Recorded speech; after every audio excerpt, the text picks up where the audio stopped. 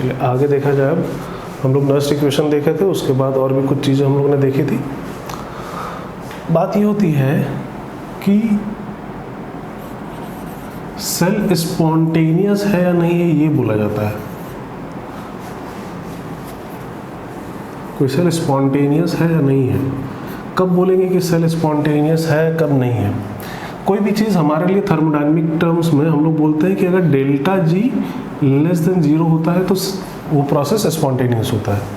Cell के spontaneous होने का मतलब क्या कि अगर हमें सेल से इलेक्ट्रिसिटी मिल रही है तो वो सेल स्पॉन्टेनियस है, अगर नहीं मिल रही है तो स्पॉन्टेनियस नहीं है। तो सेल के लिए डेल्टा जी को हम लोग लिखते हैं क्या, -NF ई सेल। तो इसकी वैल्यू लेस देन 0 होनी चाहिए। n क्या था, नंबर ऑफ इलेक्ट्रॉन्स कैंसिल, तो ये तो एक पॉजिटिव क्वांटिटी होगी, f भी एक पॉजिटिव क्वांटिटी है। ये पूरा टर्म अगर नेगेटिव होना है, लेस देन 0 मतलब नेगेटिव होना है, यहाँ माइनस लगा है तो इस पूरे टर्म को पॉजिटिव होना पड़ेगा। n और f पॉजिटिव है तो ई सेल को भी क्या होना पड़ेगा, पॉजिटिव, मतलब E cell should be greater than 0। तो ये कंडीशन होती है किसी सेल के स्पॉन्टेनियस होने की, E cell should be greater than 0। अगर किसी सेल का ई सेल ग्रेटर देन 0 आ रहा है तो वो सेल स्पॉन्टेनियस है। हाँ, अब बात ये आती है कि ई सेल निकालने के लिए हमें कंसंट्रेशन वगैरह चाहिए। कभी कभी क्या होता है, कंसंट्रेशन वगैरह नहीं दिया जाता है और सिंपली बोल दिया जाता है बताइए ये सेल स्पॉन्टेनियस होगा या नहीं होगा। जैसे मान लीजिए बोल दिया गया एक सेल है A से A+2 और B+2 से B, E0 दे दिया गया A से A+2 का 0.6 वोल्ट और E0 दे दिया गया B से B+2 का 0.2 वोल्ट। बोला गया बताइए सेल स्पॉन्टेनियस होगा या नहीं, कुछ कंसंट्रेशन वगैरह नहीं दिया गया है। तो अब हमारे लिए ऐसे में मजबूरी हो जाती है कि हम लोग ई सेल तो निकाल नहीं पाएंगे, कंसंट्रेशन वगैरह पता नहीं है, तो हम लोग क्या करेंगे, सेल को स्टैंडर्ड कंडीशन में मान लेंगे। और अगर सेल को स्टैंडर्ड कंडीशन में मान लिए तो इसका ई सेल इसके E0 सेल के बराबर हो जाएगा। और E0 सेल तो हम लोग निकाल सकते हैं, E0 ऑक्सीडेशन 0.6 है प्लस E0 रिडक्शन B+2 से B+2 से B -0.2 है, तो ये आ गया 0.4 वोल्ट।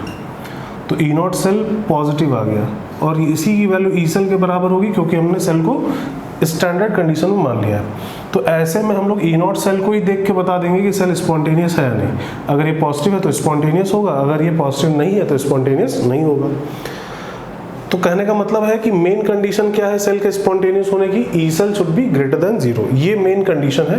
अगर कंसंट्रेशन वगैरह नहीं दिए गए हैं तब हमारी मजबूरी है कि हम लोग E0 सेल से ही चेक करेंगे। अगर E0 सेल पॉजिटिव है तो हम लोग बोल देंगे स्पॉन्टेनियस। तो ये सेल के स्पॉन्टेनियस होने की कंडीशन है, delta G should be less than 0 और E cell should be greater than 0। ये वहाँ पे नोट कर लीजिए आप लोग।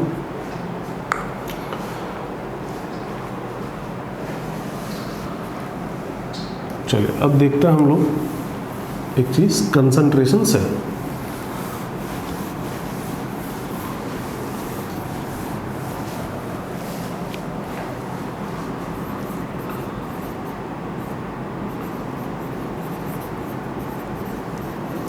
कंसंट्रेशन सेल, कंसंट्रेशन सेल का मतलब होता है कि उसका E0 सेल 0 होगा। कंसंट्रेशन सेल अगर बोला गया है तो इसका मतलब ये कि उसका E0 सेल 0 होगा। E0 सेल 0 क्यों होता है, तो जिस चीज़ का एनोड बना होता है ठीक उसी चीज़ का कैथोड भी बना होता है। एनोड और कैथोड सेम सब्सटेंस के बने होते हैं और अगर एनोड और कैथोड सेम सब्सटेंस का बना है तो जितना उसका E0 ऑक्सीडेशन है उसी का जस्ट नेगेटिव उसका E0 रिडक्शन होगा। और अगर दोनों एक दूसरे के नेगेटिव है तो E0 सेल 0 हो जाएगा। तो E0 सेल इस तरह के सेल का 0 होता है। तो वहाँ पे ये चीज़ लिख भी लेना है, E0 सेल इक्वल टू 0, और फिर लिख लेना anode and cathode are made up of same substance. Anode and cathode are made up of same substance. जैसे एग्जांपल अगर देखा जाए तो Ag से Ag प्लस एक्वस और Ag प्लस एक्वस से Ag, इसका कंसंट्रेशन C1 है, इसका कंसंट्रेशन C2 है। या H2 गैस से H प्लस एक्वस और H प्लस एक्वस से H2 गैस, इसका कंसंट्रेशन C1 ले लेते हैं, इसका कंसंट्रेशन C2 ले लेते हैं। चाहे तो प्रेशर को भी चेंज कर सकते हैं, इसका प्रेशर P1, इसका प्रेशर P2। तो अब बात ये आती है कि इस तरह के सेल काम क्यों करते हैं। इस तरह के सेल को हम लोग कंसंट्रेशन सेल बोलते हैं। तो इस तरह के सेल काम क्यों करते हैं? जिस चीज़ का एनोड बना उसी चीज़ का कैथोड बना है, तो फिर सेल के फंक्शनिंग का रीज़न क्या है? तो सेल के फंक्शनिंग का रीज़न होता है कंसंट्रेशन में डिफरेंस। एनोड और कैथोड में जो कंसंट्रेशन लिया गया आयन का वो हमने डिफरेंट ले लिया, एक जगह C1 एक जगह C2। ये यहाँ पे कंसंट्रेशन डिफरेंट ले सकते हैं या चाहे तो प्रेशर डिफरेंट ले सकते हैं। दोनों को ही डिफरेंट ले या किसी एक को डिफरेंट ले ले, वो हमारे ऊपर है। तो इस तरह के सेल के फंक्शनिंग का रीज़न होता है due to difference in concentration और प्रेशर। अगर ये डिफरेंस नहीं होगा तो ये सेल काम नहीं करेंगे। डिफरेंट होना ही चाहिए अगर हमें इस सेल से इलेक्ट्रिसिटी चाहिए तो। अगर इस सेल को स्पॉन्टेनियस बनाना है तो कंसंट्रेशन या प्रेशर में डिफरेंस होना ही चाहिए। हम लोग बोलते हैं कि दो तरह के कंसंट्रेशन सेल होते हैं, एक बोला जाता है इलेक्ट्रोलाइट कंसंट्रेशन सेल, एक बोला जाता है इलेक्ट्रोड कंसंट्रेशन सेल। कुछ बहुत ज़्यादा है नहीं ऐसा, सिंपल सा ये है कि अगर इलेक्ट्रोलाइट का कंसंट्रेशन हम डिफरेंट रख रहे हैं, C1 और C2 रख रहे हैं और इलेक्ट्रोड सेम कंडीशन में ले रहे हैं, तो इसको बोला जाएगा इलेक्ट्रोलाइट कंसंट्रेशन सेल। और वही अगर हम लोग इलेक्ट्रोड की कंडीशन डिफरेंट ले रहे हैं, P1 P2 ले रहे हैं और कंसंट्रेशन सेम रख रहे हैं, इलेक्ट्रोलाइट सेम कंडीशन में ले रहे हैं, तो इसको बोलेंगे इलेक्ट्रोड कंसंट्रेशन सेल। तो दो तरह के कंसंट्रेशन सेल बोलते हैं हम लोग, इलेक्ट्रोलाइट और इलेक्ट्रोड कंसंट्रेशन सेल। इसको वहाँ पे नोट कर लीजिए।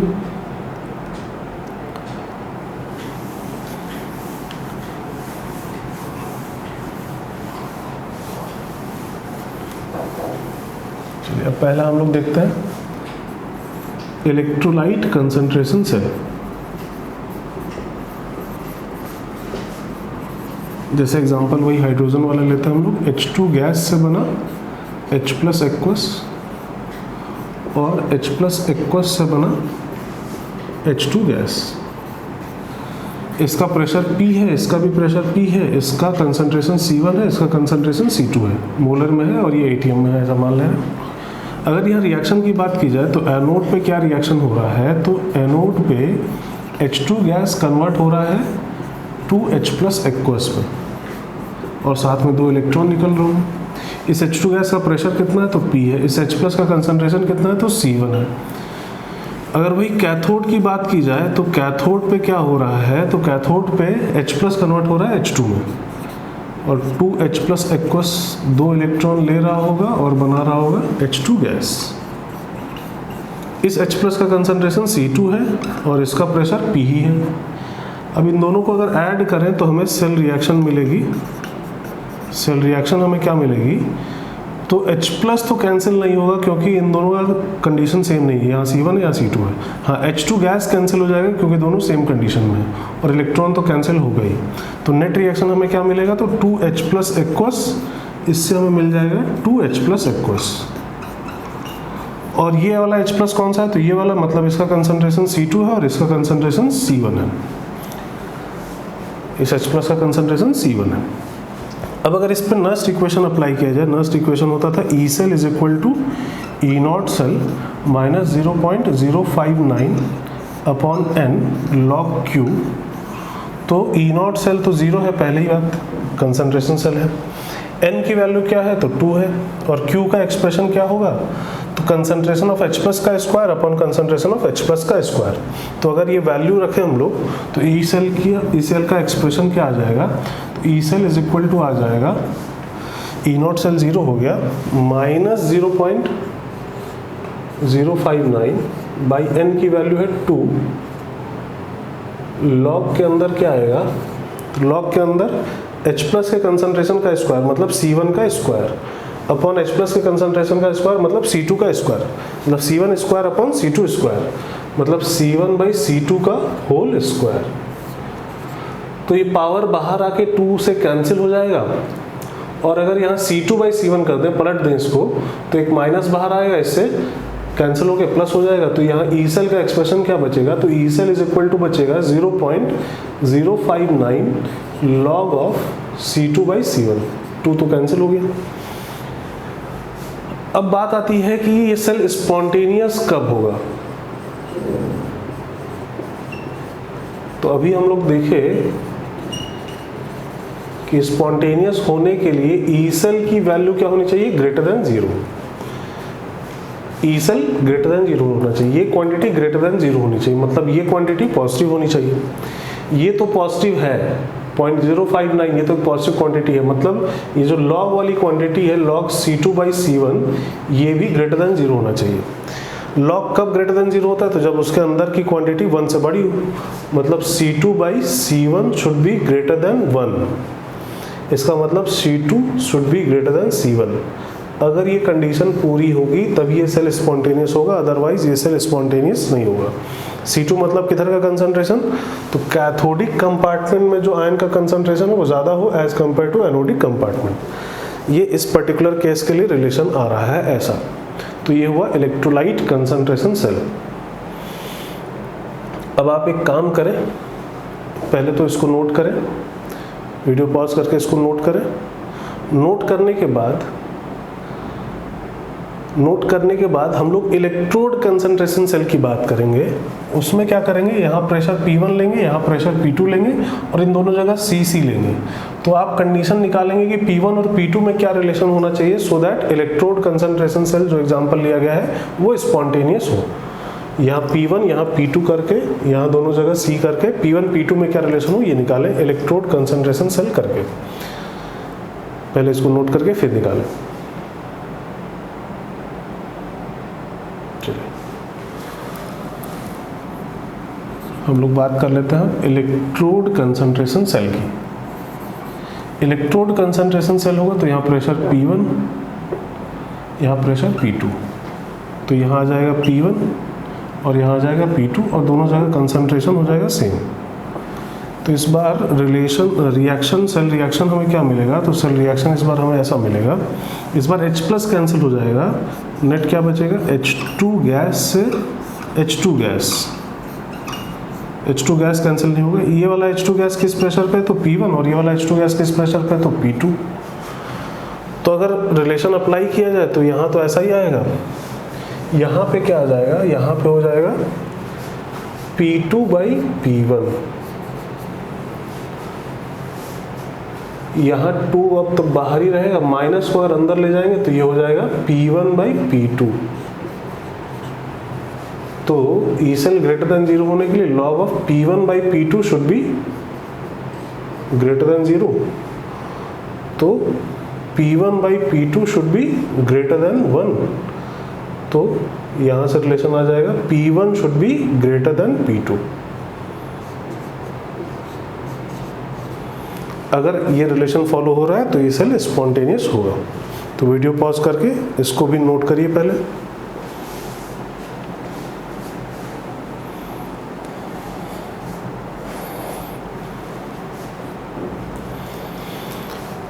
चलिए अगर इस पर्टिकुलर सेल की हम लोग बात करें तो हम लोगों ने क्या किया है कि इलेक्ट्रोड पे हमने प्रेशर डिफरेंट रखा है, P1 P2 रखा है, बट इलेक्ट्रोलाइट का कंसंट्रेशन हम लोग दोनों जगह सेम ले रहे हैं।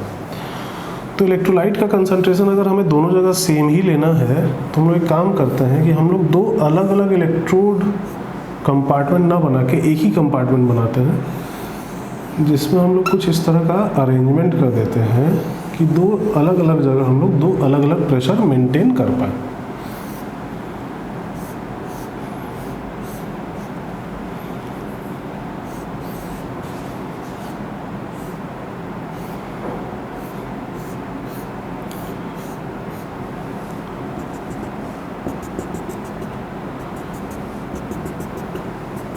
यहाँ पे हम लोग क्या करते हैं, यहाँ पे H+ आयन ले लेते हैं जिसका कंसंट्रेशन C मोलर है।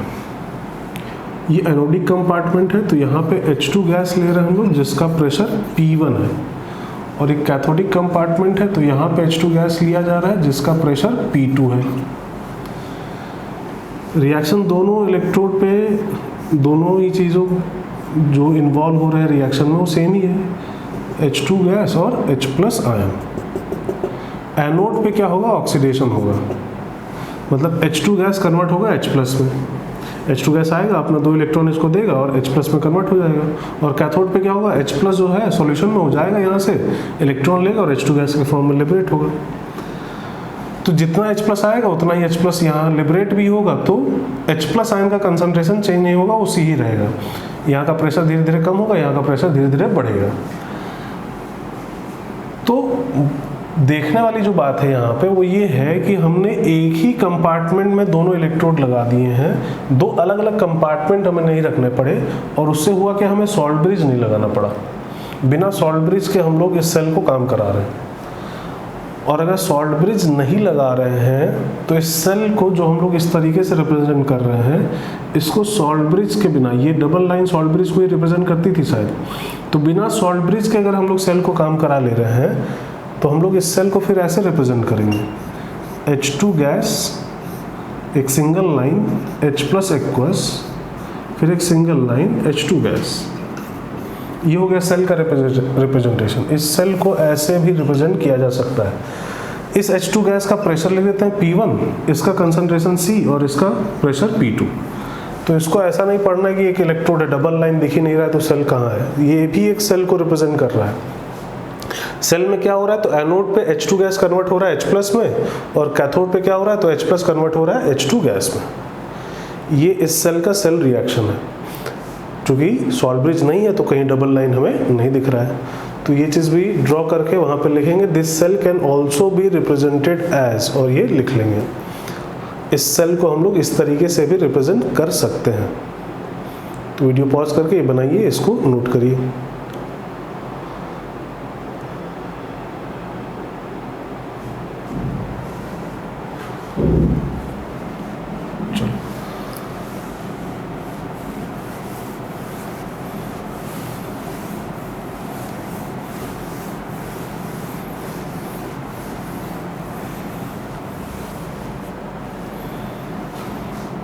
अगर हम लोग ऐसा कर दें, यहाँ C1 और यहाँ C2, तो ये भी एक कंसंट्रेशन सेल है। इसको ना तो हम इलेक्ट्रोलाइट कंसंट्रेशन सेल बोलेंगे, ना ही इलेक्ट्रोड कंसंट्रेशन सेल बोलेंगे, ये सिंपली एक कंसंट्रेशन सेल है।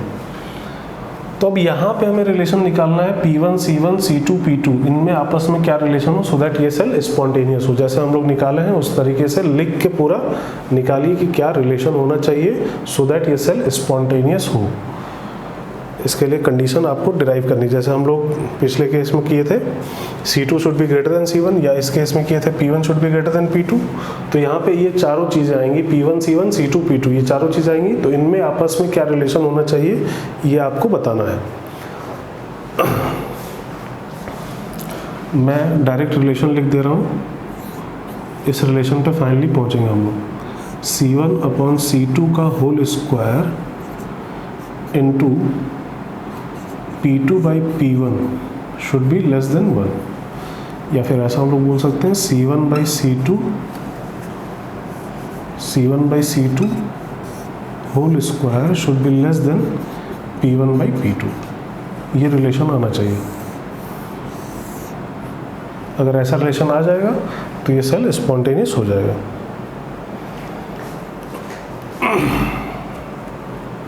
इस चीज़ को डिराइव करें और ये रिलेशन एंड में ऐसा आएगा।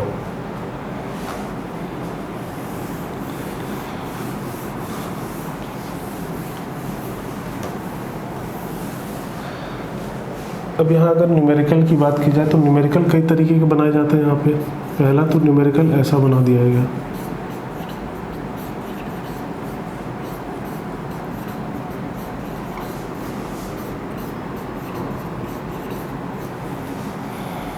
ये 1 ATM पे है, ये भी 1 ATM पे है।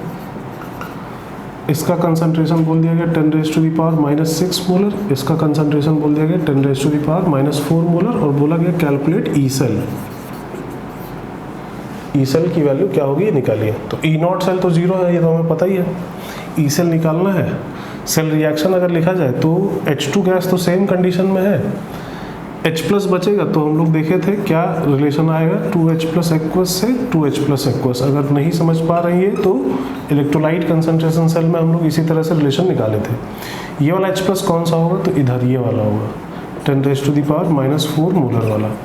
और ये वाला H प्लस ऐसे समझिए H2 से H प्लस ये प्रोडक्ट साइड में जाएगा, H2 से H प्लस बनेगा तो ये प्रोडक्ट साइड में, तो प्रोडक्ट साइड वाला ये है।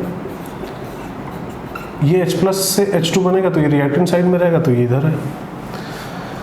तो इसका ई सेल निकालना हमें, तो ई नॉट सेल 0 है, माइनस 0.059/2 आएगा। लॉग के अंदर क्या आ जाएगा, तो 10 पावर माइनस 6 का स्क्वायर अपॉन 10 पावर माइनस 4 का स्क्वायर। ये 2 बाहर आके कैंसिल हो जाएगा, यहाँ 10⁻⁻² बचेगा, -2 फिर बाहर आएगा, माइनस माइनस प्लस हो जाएगा, ये बचेगा 0.059 इंटू 2, और लॉग के अंदर 10 हो जाएगा, लॉग 10 की वैल्यू 1। तो ये इसका पोटेंशियल आ गया 0.059 इंटू 2 इतना वोल्ट। तो इस तरीके से सिंपल से क्वेश्चन, इसको लिखने की ज़रूरत नहीं है।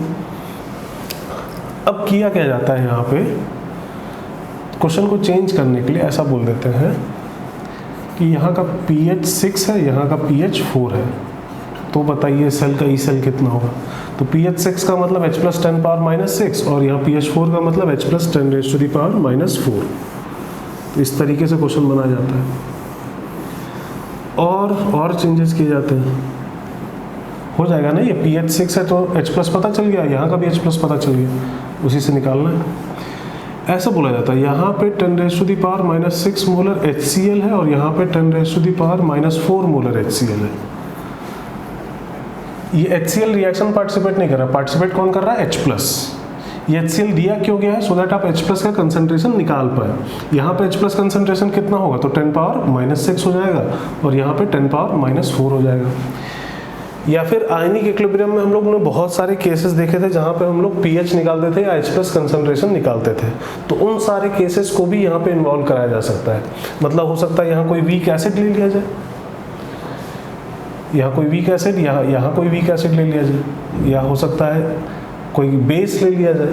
बेस लेंगे तो OH- आएगा, उससे फिर H+ निकालेंगे, H+ into OH- is equal to 10⁻⁻14 होता है। जैसे इसी क्वेश्चन में ऐसा बोला जा सकता था कि यहाँ पे 10⁻⁻⁴ मोलर NaOH है, तो रिएक्शन में तो H+ ही पार्टिसिपेट कर रहा है, NaOH है, तो यहाँ से OH- आ गया 10⁻⁴, तो H+ कितना आ गया, तो 10⁻⁻10 हो गया, H+ इंटू OH- 10⁻⁻14 होगा। तो इस तरीके से चीज़ों को इन्वॉल्व किया जाता है। या बोल दिया गया यहाँ पे एक एसिड है 10⁻⁻1 मोलर HA है, जिसका Ka है 10⁻⁻9, और यहाँ पे 10⁻⁻1 मोलर HB है, जिसका K है 10⁻⁻5। तो अब बताइए इस सेल का ई सेल कितना होगा। तो ये सिर्फ इसलिए दिया गया है सो दैट आप यहाँ से H+ कंसंट्रेशन निकाल सकें। जैसे इसका H+ कंसंट्रेशन √K × C होता था, तो √10⁻⁻10 यानी कि 10⁻⁻5 हो जाएगा, और यहाँ पे √K × C से निकालेंगे तो अंडर में आएगा 10⁻⁻6, मतलब 10⁻⁻3। मतलब यहाँ पे H+ हो गया 10⁻⁻5 और यहाँ हो गया 10⁻⁻3। अब इससे ई सेल निकाल देना आपको। तो इस तरीके से क्वेश्चन को बड़ा करने के लिए आयनिक इक्विलिब्रियम को यहाँ पे इन्वॉल्व किया जाता है। या हो सकता है एसिड ना लेके कोई सॉल्ट ले लें, 4 अलग अलग तरह के सॉल्ट हम लोगों ने पढ़े थे, तो उनको इन्वॉल्व कराया जा सकता है। या हो सकता है बफर सॉल्यूशन ले लिया जाए। इनफैक्ट ऐसे एक क्वेश्चन बना दिया जाता है, H2 गैस यहाँ पे ले लिया गया 0.2 मोलर CH3CONA और 0.1 मोलर CH3COH।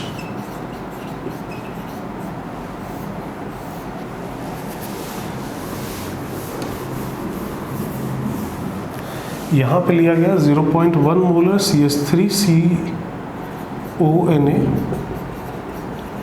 और 0.2 मोलर CH3COH।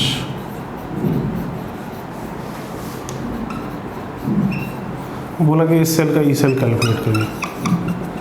तो अब इसको देख के आप ऐसा मत बोलिएगा कि H2 से ये सब क्या बनने लगे, ये सब नहीं बन रहा है। H2 से क्या बन रहा है, H+, और H+ से बन रहा है H2। ये सब क्यों दिया गया, H+ कंसंट्रेशन के लिए। ये सब क्यों दिया गया, H+ कंसंट्रेशन निकालने के लिए। ये एक बफर सॉल्यूशन है, ये दोनों चीज़ें साथ में, तो एक बफर सॉल्यूशन है। बफर सॉल्यूशन का फॉर्मूला लगा के यहाँ का H+ निकालेंगे, यहाँ के लिए बफर सॉल्यूशन का फॉर्मूला लगा के यहाँ का H+ निकालेंगे, और फिर इस सेल का ई सेल कैलकुलेट करेंगे। तो इस तरह के क्वेश्चन यहाँ पे बनाए जाते हैं कंसंट्रेशन सेल में आयनिक इक्विलिब्रियम को इन्वॉल्व करते हुए। या ऐसा बोल दिया गया, ऐसा क्वेश्चन बना दिया गया, Ag से बन रहा है Ag प्लस एक्वस, और यहाँ पे Ag प्लस एक्वस से बन रहा है Ag।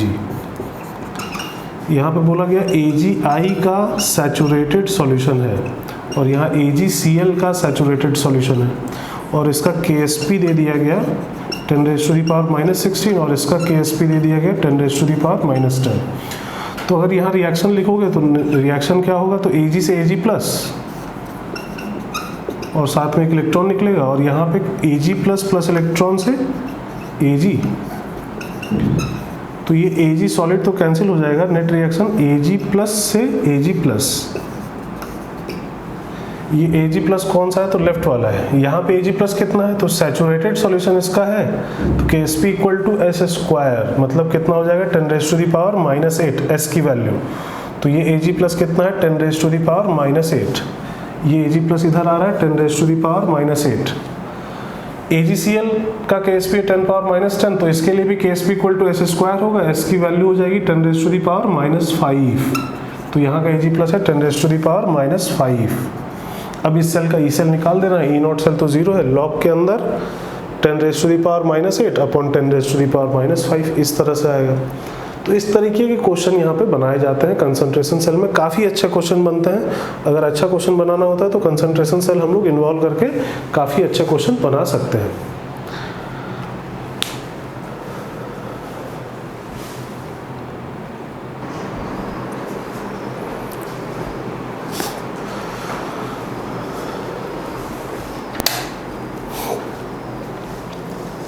कंसंट्रेशन सेल के बारे में हो गया।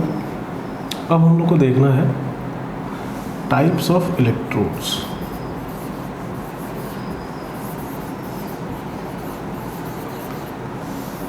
कितने तरह के इलेक्ट्रोड्स होते हैं। जो सेल हम लोग बनाते हैं, उस सेल को बनाने के लिए हम लोग इलेक्ट्रोड यूज़ करते हैं, तो वो इलेक्ट्रोड कितने कितने तरह के हो सकते हैं, किस किस तरह के इलेक्ट्रोड यूज़ किए जाते हैं, ये हम लोग को देखना है। तो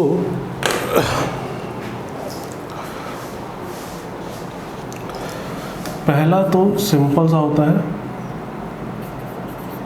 मेटल आयन इलेक्ट्रोड।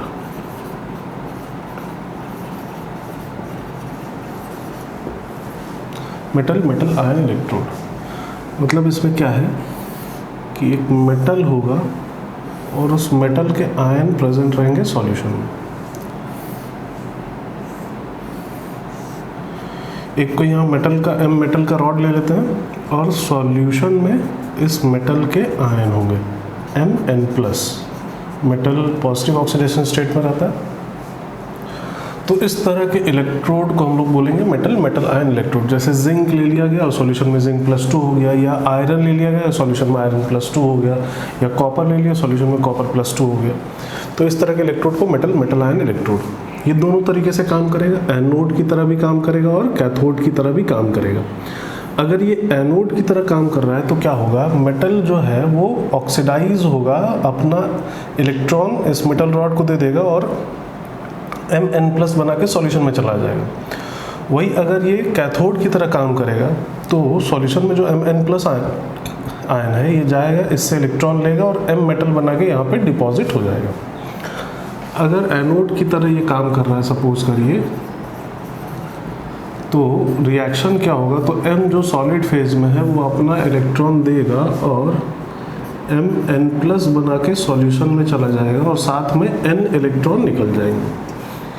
इसका रिप्रेजेंटेशन कैसा होगा, तो मेटल सॉलिड और एक सिंगल लाइन दिया जाएगा, फिर Mn+ एक्वस अगर एनोड की तरह काम कर रहा है। तो वही अगर कैथोड की तरह काम कर रहा होता तो Mn+ से M लिखते हैं, ऐसा लिखते हैं। अच्छा, इसका नीचे इसका कंसंट्रेशन C मोटर लिखा जाएगा। इसमें अगर नस्ट इक्वेशन अप्लाई करना है तो E फॉर M से Mn+ is equal to E0 for M से Mn+ आएगा -0.059/n। n की वैल्यू कितनी है, तो n के बराबर ही है। लॉग के अंदर यहाँ पे क्या हो जाएगा, तो कंसंट्रेशन ऑफ Mn+, ये एज एनोड हमने इसका ऑक्सीडेशन पोटेंशियल लिखा है। अगर रिडक्शन पोटेंशियल लिखना होता तो रिएक्शन को रिवर्स कर देते, यहाँ ई नॉट आ जाता mn+ से m का, और यहाँ लॉग के अंदर 1 में आ जाता कंसंट्रेशन ऑफ mn+। तो इस तरह के इलेक्ट्रोड को हम लोग बोलते हैं मेटल आयन इलेक्ट्रोड। इस तरह के बहुत सारे इलेक्ट्रोड हमारे सामने आ भी चुके हैं, जैसे जिंक का इलेक्ट्रोड, आयरन का इलेक्ट्रोड, कॉपर का इलेक्ट्रोड, ये सब इलेक्ट्रोड मेटल आयन इलेक्ट्रोड कहलाते हैं। तो इसको नोट करिए वहाँ पे।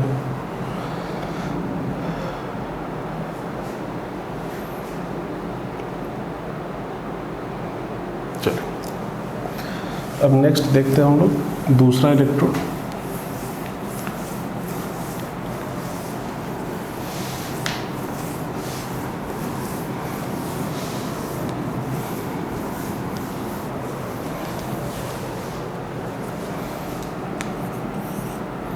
दूसरा इलेक्ट्रोड है गैस आयन इलेक्ट्रोड।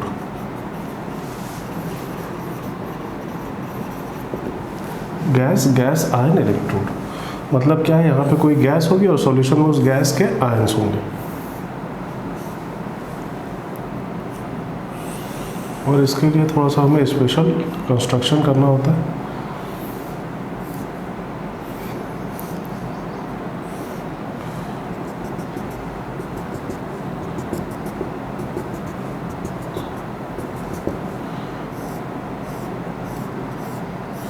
एक ये स्ट्रक्चर हम लोग बनाते हैं सो दैट गैस का प्रेशर यहाँ पे हम लोग मेंटेन कर सकें जो भी गैस ले रहे हैं।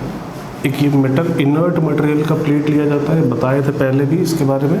इसका काम होता है सरफेस प्रोवाइड करना जहाँ पे रिएक्शन हो सके। जैसे सपोज करिए प्लैटिनम ब्लैक हमने लिया है, कोई गैस होगा जैसे हाइड्रोजन गैस ले लिया और सॉल्यूशन में उस गैस के आयन H+ आयन, या क्लोरीन गैस ले लिया और सॉल्यूशन में Cl- आयन। तो इस तरह के इलेक्ट्रोड को हम लोग बोलेंगे गैस आयन इलेक्ट्रोड। फिर से वही बात है कि ये एनोड और कैथोड दोनों की तरह काम कर सकता है। अगर एनोड की तरह काम करेगा तो ऑक्सीडेशन होगा, H2 गैस जाएगा यहाँ पे अपना इलेक्ट्रॉन देगा और H+ बना के सॉल्यूशन में चला जाएगा। अगर वही कैथोड की तरह ये काम करे तो सॉल्यूशन में जो H+ आयन है वो इससे इलेक्ट्रॉन लेगा और H2 गैस बना के यहाँ से लिबरेट हो जाएगा।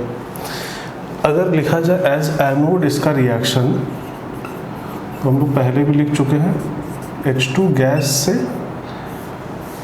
2H+ एक्वस और साथ में 2 इलेक्ट्रॉन। इसको रिप्रेजेंट कैसे करेंगे, तो H2 गैस लिखेंगे, एक सिंगल लाइन देंगे, H+ एक्वस लिखेंगे, और जिधर गैस लिखा है उसके बगल में एक सिंगल लाइन देके जो इनर्ट मटेरियल यूज़ किया जाता है वो भी शो किया जाता है, जैसे प्लैटिनम। और सिंगल लाइन क्यों, क्योंकि सॉलिड फेज में गैस फेज में है। गैस के नीचे उसका प्रेशर P होना चाहिए और आयन के नीचे उसका कंसंट्रेशन C मोलर शो किया जाएगा। इस पर अगर नर्स इक्वेशन लगाना है E फॉर H2 से H+, तो ये इक्वल टू होगा E0 फॉर H2 से H+ माइनस 0.059 बाई N की वैल्यू यहाँ पे 2 है। लॉग के अंदर क्या आएगा, तो कंसंट्रेशन ऑफ H+ का square upon partial pressure of H2 gas. तो इस तरीके से इस पर नर्स इक्वेशन हम लोग लगा सकते हैं एज एनोड। अगर हम लोग इसका ऑक्सीडेशन पोटेंशियल लिखे तो इस पर हम लोग क्वेश्चन पहले भी कर चुके हैं। तो ये कहलाता है गैस आयन इलेक्ट्रोड। ये दूसरा तरह का इलेक्ट्रोड हुआ, इसको भी नोट करिए वहाँ पे।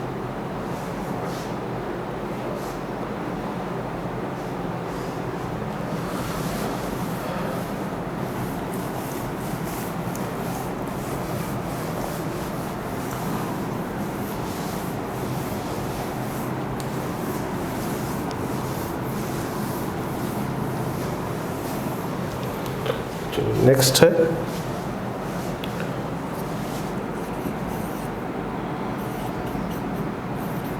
ऑक्सीडेशन रिडक्शन हाफ सेल, या फिर इसी को हम लोग बोलते हैं redox electrode. Oxidation reduction half cell या फिर रेडॉक्स इलेक्ट्रोड दोनों बोला जाता है। एक्चुअली किसी एक इलेक्ट्रोड को हम लोग हाफ सेल भी बोलते हैं। जो सेल बनता है वो 2 इलेक्ट्रोड से मिलकर बनता है, तो एक इलेक्ट्रोड को हाफ सेल भी बोला जाता है, एनोडिक हाफ सेल और कैथोडिक हाफ सेल। तो ऑक्सीडेशन रिडक्शन हाफ सेल या फिर रेडॉक्स इलेक्ट्रोड, इस तरह के इलेक्ट्रोड को बनाने के लिए कंडीशन है। कंडीशन क्या है कि एक ही सब्सटेंस 2 अलग अलग ऑक्सीडेशन स्टेट में प्रेजेंट होना चाहिए सॉल्यूशन में। एक ही सब्सटेंस अपने दो अलग अलग ऑक्सीडेशन स्टेट में प्रेजेंट होना चाहिए सॉल्यूशन में, तब इस तरह का इलेक्ट्रोड बनता है। जैसे सपोज करिए Fe+2 प्रेजेंट है और Fe+3 प्रेजेंट है, ये दोनों इलेक्ट्रोड एक साथ प्रेजेंट है सॉल्यूशन में।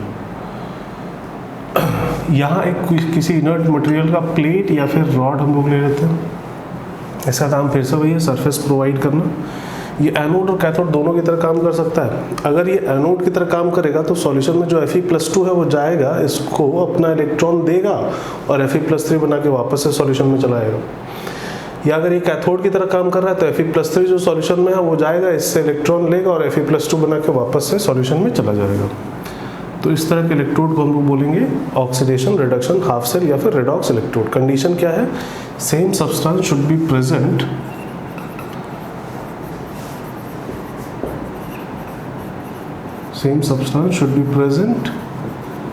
in two different oxidation states in solution.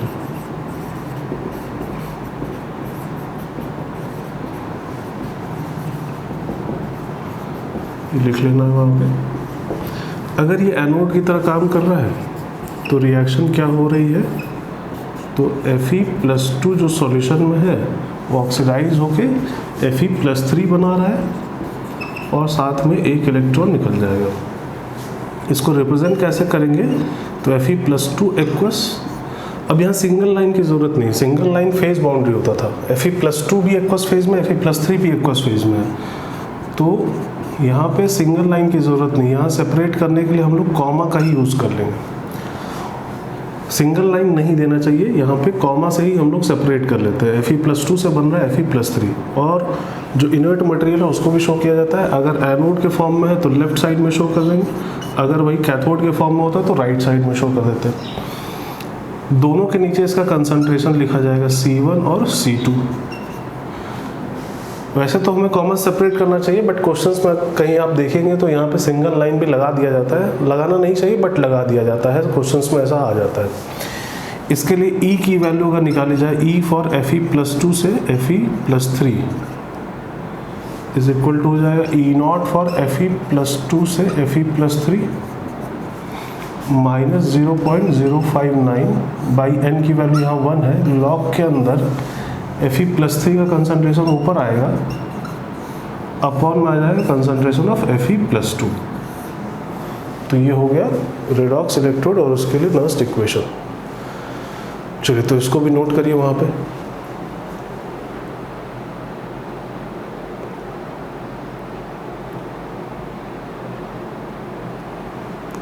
चलिए सपोज करिए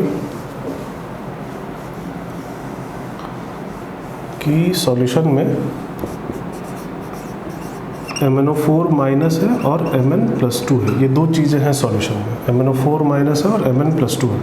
और MnO4 माइनस Mn+2 में एसिडिक मीडियम में कन्वर्ट होता है, तो यहाँ पे मीडियम एसिडिक होगा, H+ आयन भी होंगे।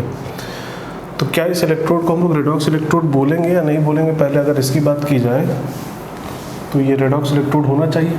क्यों होना चाहिए? क्योंकि ये यहाँ पे Mn अपने दो अलग अलग ऑक्सीडेशन स्टेट में प्रेजेंट है सॉल्यूशन में।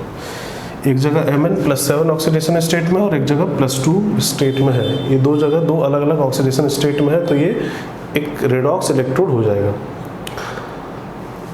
एनोड की तरह अगर काम ये करेगा तो ऑक्सीडेशन होगा, Mn+2 कन्वर्ट हो रहा होगा MnO4 माइनस में, और अगर कैथोड की तरह काम करेगा तो रिडक्शन होगा, MnO4 माइनस कन्वर्ट हो रहा होगा Mn+2 में। जैसे मान लेते हैं ये कैथोड की तरह काम कर रहा है, तो कौन किस में कन्वर्ट हो रहा है? तो MnO4 माइनस Mn+2 में कन्वर्ट हो रहा है। MnO4 माइनस से बन रहा है Mn+2। बट रिएक्शन सिर्फ इतनी नहीं है, इसमें इलेक्ट्रॉन भी इन्वॉल्व होंगे और H+ आयन भी इन्वॉल्व होगा, एसिडिक मीडियम। तो पहले आप एक काम करिए कि देखिए कि इसका बैलेंस्ड रिएक्शन क्या है। बैलेंस्ड रिएक्शन लिखिए, इसका कंप्लीट बैलेंस्ड रिएक्शन, और उसके बाद उस पर नर्स्ट इक्वेशन अप्लाई करने की कोशिश करिए। इसका रिडक्शन पोटेंशियल लिखिए कि कितना होगा। एक बार देखिए, कोशिश करिए, उसके बाद फिर हम लोग बात करते हैं।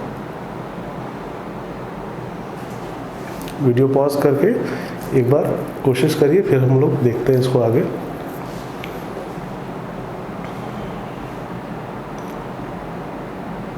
चलो इसका अगर बैलेंस रिएक्शन लिखा जाए तो पहले तो यहाँ पे ये +7 में है और यहाँ +2 में है, तो ये 5 इलेक्ट्रॉन ले रहा होगा। और अब चार्ज को बैलेंस किया जाए तो इधर 5 नेगेटिव और 1 नेगेटिव, 6 नेगेटिव चार्ज है, उधर 2 पॉजिटिव चार्ज है, तो इधर 8H+ ऐड करना होगा। मतलब इसका बैलेंस रिएक्शन हो जाएगा MnO4- aqueous plus 8H+ aqueous plus 5 electron, इससे हमें मिलेगा। अच्छा, बैलेंस करने के लिए वाटर भी ऐड होगा, 4H2 Mn+2 aqueous plus 4H2। Water add करना भूल गए थे बैलेंस करते टाइम, तो 4 वाटर भी ऐड हो जाएगा। तो ये इसका बैलेंस्ड रिएक्शन है। इसको रिप्रेजेंट कैसे किया जाएगा, तो MnO4- एक्वस कॉमा, ये कन्वर्ट हुआ किसमें, Mn+2 में, और कॉमा देके फिर H+ भी यहाँ पे रिएक्शन में इन्वॉल्व हो रहा है, तो H+ को भी शो किया जाएगा, इधर प्लेटिनम लिख दिया जाएगा। अच्छा, ये कैथोड है तो कैथोड के फॉर्म में जब लिखेंगे तो एंड में लिख देंगे प्लेटिनम। इस पे अगर नेक्स्ट इक्वेशन अप्लाई किया जाए, E for MnO4- Mn+2 H+ is equal to क्या होगा, तो E0 for MnO4- Mn+2 H+ minus 0.059 by n की वैल्यू यहाँ पे है 5, n की वैल्यू 5 है। लॉग के अंदर क्या आएगा, तो लॉग के अंदर आएगा कंसंट्रेशन ऑफ Mn+2 अपॉन में आएगा MnO4- का concentration into concentration of H+ का पावर 8। तो ये इसका रिएक्शन हुआ, net reaction, sorry next equation apply करने के बाद ये इसका एक्सप्रेशन हुआ। एक चीज़ जो हम लोग यहाँ से देख सकते हैं, एक तो सिंपल सा क्वेश्चन ऐसा आ सकता है कि इसकी वैल्यू बता दी जाए और इनके कंसंट्रेशंस बता दिए जाए, बोला जाए इसकी वैल्यू कैलकुलेट करिए, इनके कंसंट्रेशन C1, C2 और C3 हमें बता दिए गए और बोला गया है कि इसकी वैल्यू कैलकुलेट करिए, रिडक्शन पोटेंशियल निकालें। एक तो ये हम लोग देख सकते हैं। दूसरा एक कंक्लूजन यहाँ से जो निकाला जा सकता है, कंक्लूजन वो ये है कि MnO4- अगर याद हो तो वॉल्यूमेट्रिक में हम लोग देखे थे कि एक ऑक्सीडाइजिंग एजेंट होता है, एक अच्छा ऑक्सीडाइजिंग एजेंट की तरह काम करता है MnO4-। अगर MnO4- एक अच्छा ऑक्सीडाइजिंग एजेंट है तो दूसरे को ऑक्सीडाइज करेगा पहली बात, और अगर दूसरे को ऑक्सीडाइज कर रहा है तो खुद रिड्यूस होगा। तो MnO4- रिड्यूस होकर क्या बनाता है, तो Mn+2 बनाता है एसिडिक मीडियम में। तो MnO4- खुद रिड्यूस हो रहा है, इसका रिडक्शन पोटेंशियल की वैल्यू हमने लिखी है। पोटेंशियल क्या होता था अगर फिर से याद किया जाए, ऑक्सीडेशन पोटेंशियल या reduction potential, basically electrode potential क्या होता था, तो हम लोग इसको डिफाइन किए थे, tendency of a substance to get oxidised और reduced when dipped in solution of its own ions. किसी सब्सटेंस की टेंडेंसी कितनी है ऑक्सीडाइज होने की या रिड्यूस होने की, टेंडेंसी जितनी ज़्यादा होगी उसका ऑक्सीडेशन पोटेंशियल या रिडक्शन पोटेंशियल उतना ही ज़्यादा होगा। ऑक्सीडाइज होने की टेंडेंसी जितनी ज़्यादा होगी ऑक्सीडेशन पोटेंशियल उतना ही ज़्यादा होगा, या रिड्यूस होने की टेंडेंसी जितनी ज़्यादा होगी रिडक्शन पोटेंशियल उतना ही ज़्यादा होगा। तो हमें दिख रहा है कि इसके रिडक्शन पोटेंशियल के एक्सप्रेशन में H+ आयन इन्वॉल्व हो रहा है, इसके रिडक्शन पोटेंशियल के एक्सप्रेशन में H+ आयन इन्वॉल्व हो रहा है। तो H+ आयन के कंसंट्रेशन को अगर चेंज किया जाएगा तो इसका रिडक्शन पोटेंशियल चेंज होगा, क्योंकि ये तो एक फिक्स वैल्यू है, ये तो E0 वैल्यू है, ये तो एक फिक्स वैल्यू होती है। और क्या होगा अगर सपोज करिए हम लोग H+ कंसंट्रेशन को बढ़ा दें, अगर H+ बढ़ा दें तो इस फ्रैक्शन की वैल्यू घटेगी, लॉग के अंदर की वैल्यू अगर घट रही है तो इस लॉग की वैल्यू घटेगी, लॉग के अंदर वाली क्वांटिटी की वैल्यू घटी तो इसकी वैल्यू घटेगी, और इसकी वैल्यू अगर घटी तो इस पूरे क्वांटिटी की वैल्यू घटेगी। कौन सी क्वांटिटी, जो माइनस में है उस क्वांटिटी की वैल्यू घट रही है, तो इस क्वांटिटी की वैल्यू पे क्या फर्क पड़ेगा, तो ये वैल्यू बढ़ेगी। मतलब H+ कंसंट्रेशन को बढ़ाने से, H+ कंसंट्रेशन को बढ़ाने से क्या बढ़ रहा है, तो रिडक्शन पोटेंशियल बढ़ रहा है MnO4- आयन का। H+ कंसंट्रेशन को बढ़ाने से रिडक्शन पोटेंशियल बढ़ रहा है MnO4- आयन का। इसका मतलब क्या है, इसका मतलब ये है कि हम लोग सॉल्यूशन को जितना ज़्यादा एसिडिक रखेंगे इसका रिडक्शन पोटेंशियल उतना ही ज़्यादा होगा। और रिडक्शन पोटेंशियल ज़्यादा होने का मतलब क्या? रिडक्शन पोटेंशियल ज़्यादा होने का मतलब इसके रिड्यूस होने की टेंडेंसी ज़्यादा है। MnO4 माइनस के रिड्यूस होकर Mn+2 बनाने की टेंडेंसी ज़्यादा है अगर इसका रिडक्शन पोटेंशियल ज़्यादा है तो। अगर मीडियम हम लोग एसिडिक जितना ज़्यादा एसिडिक रख रहे हैं इसका रिडक्शन पोटेंशियल उतना ही ज़्यादा है तो इसके खुद के रिड्यूस होने की टेंडेंसी उतनी ही ज़्यादा है। और अगर खुद के रिड्यूस होने की टेंडेंसी ज़्यादा हुई तो दूसरे को ऑक्सीडाइज करने की टेंडेंसी भी ज़्यादा होगी। दूसरे को ऑक्सीडाइज करने की टेंडेंसी ज़्यादा होने का मतलब क्या? ये अच्छा ऑक्सीडाइजिंग एजेंट होगा। मतलब क्या कंक्लूजन निकला कि मीडियम को हम लोग जितना ज़्यादा एसिडिक रखेंगे ये MnO4 माइनस उतना ही अच्छा ऑक्सीडाइजिंग एजेंट होगा। मीडियम जितना ज़्यादा एसिडिक MnO4 माइनस आयन उतना ही ज़्यादा अच्छा ऑक्सीडाइजिंग एजेंट की तरह काम करेगा। तो एक तो कंक्लूजन हम लोग यहाँ से ये निकाल रहे हैं कि मीडियम जितना ज़्यादा एसिडिक रखेंगे MnO4 माइनस आयन उतना ही अच्छा ऑक्सीडाइजिंग एजेंट होगा। बट न्यूमेरिकल यहाँ बनाया जाता है। न्यूमेरिकल क्या बनाया जाता है? ऐसा बोला जाता है कि हम लोग pH को 1 यूनिट से चेंज कर दिए, pH में 1 यूनिट का चेंज ले आए। बाकी सारी चीज़ें वैसी ही हैं, बस हमने pH को 1 यूनिट से चेंज कर दिया, या तो 1 यूनिट से बढ़ा दिया या 1 यूनिट से घटा दिया, जो भी करना चाहे। तो बताना है कि इसमें कितने का चेंज आएगा। अच्छा, pH बढ़ाने का मतलब क्या है? H+ को बढ़ाना या घटाना? तो H+ को घटाना। pH अगर बढ़ा रहे हैं तो H+ घट रहा है, और अगर H+ घटेगा तो ये क्वांटिटी घटेगी। अगर pH घटा रहे हैं तो H+ बढ़ रहा है तो ये क्वांटिटी भी बढ़ेगी। तो pH में कैसा चेंज ला रहे हैं उस पर डिपेंड करेगा इसमें कैसा चेंज आएगा। pH अगर बढ़ाएंगे H+ घटाएंगे तो ये घटेगा, pH अगर घटाएंगे H+ बढ़ाएंगे तो ये बढ़ेगा। तो pH में अगर 1 यूनिट का चेंज ले आया जाए तो इस क्वांटिटी में कितने का चेंज आएगा ये हमें बताना है। ये एक बार ट्राई करिए खुद से, वीडियो को यहाँ पॉज करिए, खुद से ट्राई करिए, उसके बाद फिर हम लोग देखते हैं कितने का चेंज आएगा।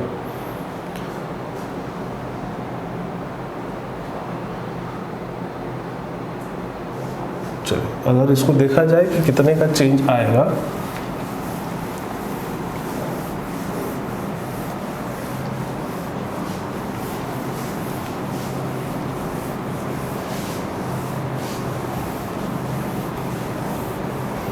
तो एक काम करते हैं हम लोग, इस इक्वेशन को हम लोग फिर से लिखते हैं। ये वाला चीज़ नहीं लिख रहे हैं, बस इसको E लिख दे रहे हैं, ठीक है। ये कौन सा पोटेंशियल है? तो रिडक्शन पोटेंशियल, ठीक है। इसको E लिख दिया जा रहा है, बस इसको E0 लिख के छोड़ दे रहे हैं। नीचे जो लिखा हुआ है सपोज कर लीजिए वो यहाँ पे लिखा हुआ है E0 रिडक्शन, ठीक है। रिडक्शन की बात हो रही, -0.059/5। एक काम करते हैं, इस पूरे क्वांटिटी को Mn+2 अपॉन MnO4 माइनस, इसको मान लेते हैं A और इसको मान लेते हैं B, ठीक है। ये H+ का पावर 8, इस पूरे क्वांटिटी को मान लेते हैं B। तो log A/B है, तो उसको अगर सेपरेट करें तो log of concentration of Mn+2 upon concentration of MnO4 minus log of concentration of H+ to the power 8, ऐसा आएगा।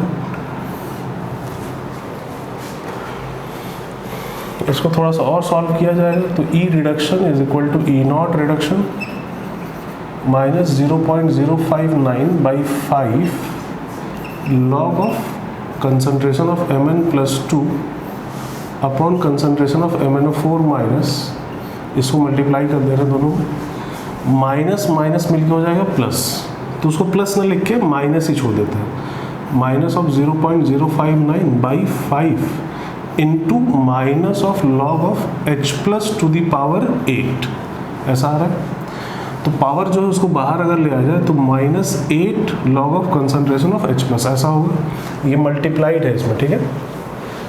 हम लोग चेंज क्या कर रहे हैं तो pH को चेंज करने का मतलब H+ बस चेंज हो रहा है, बाकी ये क्वांटिटी चेंज नहीं हो रही है। और अगर ये क्वांटिटी चेंज नहीं हो रही है, ये पूरी कांस्टेंट क्वांटिटी, तो इसको एक कांस्टेंट मान लेते हैं C। तो E for reduction is equal to constant C हो गया। अच्छा, यहाँ माइनस लॉग ऑफ H+, ये हो गया pH, तो यहाँ 8 बस बचा तो उसमें मल्टीप्लाई हो जाएगा C माइनस 0.059/5 इंटू 8, और ये हो गया pH, ऐसा होगा। तो अब यहाँ से अब हम लोग कैलकुलेट कर लेंगे इसमें कितना चेंज आएगा। पीएच को बढ़ाया जाए घटाया जाए, तो घटा देते हैं, मान लेते हैं ये मान लेते हैं इक्वेशन 1, पीएच पहले पीएच के बराबर था, अब हम लोग कुछ चेंज कर दे रहे हैं, पीएच को 1 यूनिट से घटा दे रहे हैं। तो पीएच अगर घटाएंगे तो इसकी वैल्यू बढ़ जाएगी, पीएच घटाने का मतलब H प्लस बढ़ाना, तो इसकी वैल्यू बढ़ेगी।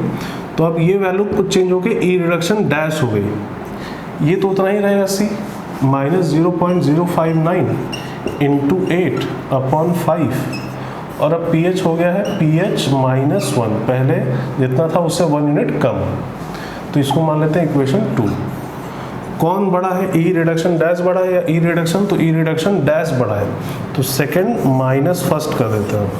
तो E reduction dash minus E reduction is equal to, ये माइनस ये करेंगे तो सी तो कैंसिल हो जाएगा, ये माइनस ये कर रहे हैं तो ये प्लस में आ जाएगा, ये माइनस में ही रहेगा, और ये प्लस में आ गया, ये माइनस में रहा, इसको अगर ओपन कर दिया जाए तो इंटू पीएच होगा और इंटू -1 होगा, तो वो वाली क्वांटिटी प्लस में आ जाएगी, ये वाली क्वांटिटी कैंसिल हो जाएगी, बचेगा क्या 0.059 इंटू 8/5 इंटू 1, ये वाला, बाकी ये पीएच वाला क्वांटिटी कैंसिल हो जाएगा। तो कितने का चेंज आ गया, तो इतने का चेंज आ गया रिडक्शन पोटेंशियल में। हमने पीएच को 1 यूनिट से घटाया तो रिडक्शन पोटेंशियल इतने से बढ़ गए। 1 यूनिट का चेंज कर रहे थे, अगर 2 यूनिट का चेंज करते तो यहाँ pH -2 लिखते तो यहाँ इंटू 2 आ जाता। तो अब जितने यूनिट का भी चेंज करके पूछा जाए, इस तरह का क्वेश्चन बनाया जाए तो हम बता सकते हैं, हम सॉल्व कर सकते हैं। तो इस तरीके से इस पे न्यूमेरिकल भी बनाए जाते हैं। चलिए, तो ये हो गया तीसरे तरह का इलेक्ट्रोड, रिडॉक्स इलेक्ट्रोड, या इसी को बोला जाता है ऑक्सीडेशन रिडक्शन हाफ सेल।